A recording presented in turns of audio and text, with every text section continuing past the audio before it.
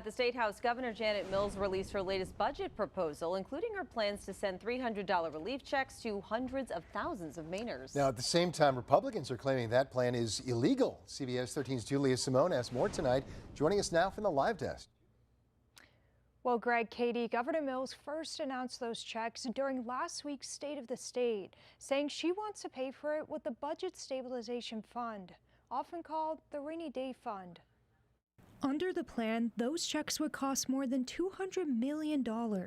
Governor Mills also wants to use the Rainy Day Fund, which currently holds more than $1 billion, to build more homes in Maine, calling it the American Dream Initiative, at a cost of around $70 million.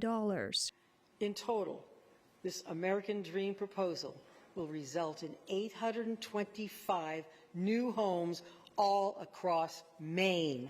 But Republicans argue the governor's plan has a big problem, that it violates the law regulating the Rainy Day Fund, which says, quote, amounts in the stabilization fund may be expended only to offset a general fund revenue shortfall. They say right now there is no shortfall. How does anybody say we have a revenue shortfall? So, not sure how they're going to square that, or they just violate the law. We reached out to Governor Mills' office, and they acknowledged the law, but add, quote, the supplemental budget includes the language necessary to authorize the expenditures from the Budget Stabilization Fund, meaning the governor is also proposing changing the law to allow her plan to happen.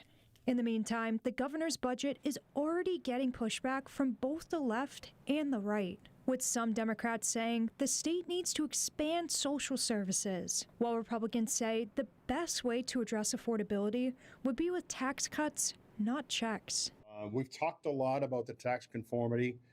Senator Bickford gave you some numbers and so forth in terms of increasing standard deduction, the senior exemption, no tax on tips, and no tax on overtime.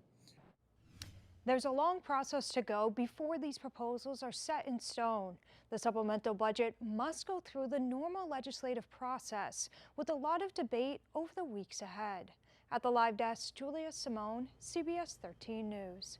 Greg? All right, Julia, we'll see what happens next. Thank you. Also